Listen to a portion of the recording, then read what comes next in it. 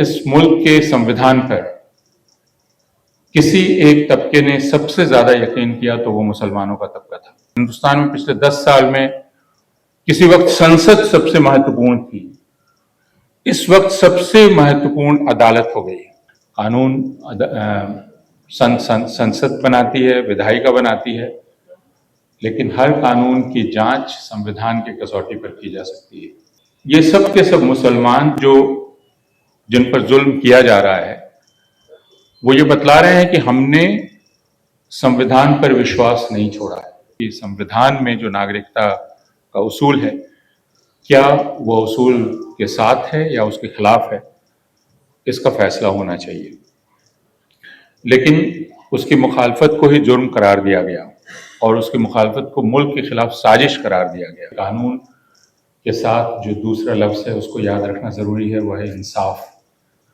और हर कानून इंसाफ नहीं करता और इसी वजह से हर कानून को हम अपने संविधान की कसौटी पर कस कर देखते हैं कि हिंदुस्तान को फिर से याद दिलाने की ज़रूरत है कि उसने कानून का राज चुना है।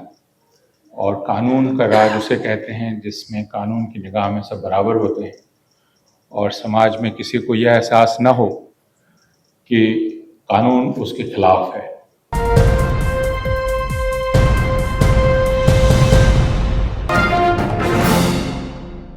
बहुत शुक्रिया हॉल में मौजूद दोस्तों और साथियों। मैं सबसे पहले शुक्रिया अदा करता हूँ Indian Muslims for civil rights का कि उन्होंने इस मौजू पर यहाँ एक बातचीत रखी है। और ये एक ऐसा मौजू है जिसके बारे में सलमान साहब ने शुरू में कहा कि हिंदुस्तान को फिर से याद दिलाने की ज़रूरत है कि उसने कानून का राज चुना है। और कानून का राज उसे कहते हैं जिसमें कानून की निगाह में सब बराबर होते हैं और समाज में किसी को यह एहसास न हो कि कानून उसके खिलाफ है। और यह भी उन्होंने ठीक ही याद दिलाया कि कानून के साथ जो दूसरा लफ्ज़ है उसको याद रखना ज़रूरी है, वह है इंसाफ। और हर कानून इंसाफ नहीं करता और इसी वजह से हर कानून को हम अपने संविधान की कसौटी पर कस कर देखते हैं और इसी वजह से कानूनों की मुखालफत की जा सकती है और कानूनों की मुखालफत करना कोई जुर्म नहीं है। कानून संसद बनाती है, विधायिका बनाती है, लेकिन हर कानून की जांच संविधान की कसौटी पर की जा सकती है। और इसी वजह से नागरिकता का जो संशोधन वाला कानून आया था उसकी मुखालफत हुई और उसके खिलाफ लोग अदालत में गए और ये उम्मीद की गई कि संविधान में जो नागरिकता का उसूल है, क्या वो उसूल के साथ है या उसके खिलाफ है, इसका फैसला होना चाहिए। लेकिन उसकी मुखालफत को ही जुर्म करार दिया गया और उसकी मुखालफत को मुल्क के खिलाफ साजिश करार दिया गया और उसकी मुखालफत करने वालों में बहुत सारे लोग पिछले 5 साल से जेल में हैं। इसकी बात हो चुकी है।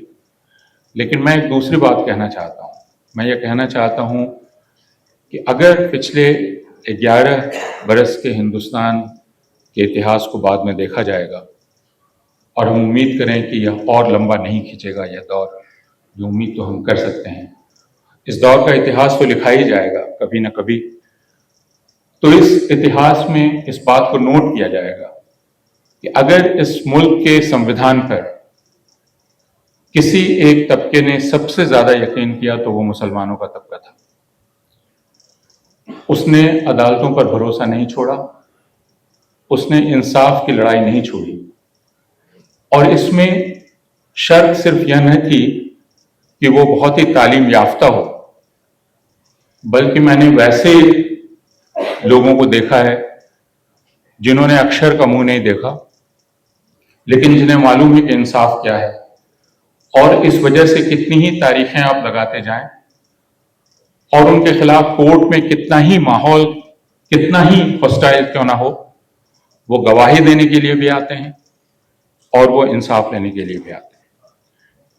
ये याद रखें कि ज़किया जाफरी ने जो लड़ाई लड़ी 2002 से लेकर और अपने आखिरी सांस तक, इतनी लंबी लड़ाई, जिस लड़ाई को ही साजिश करार दिया गया सुप्रीम कोर्ट के द्वारा।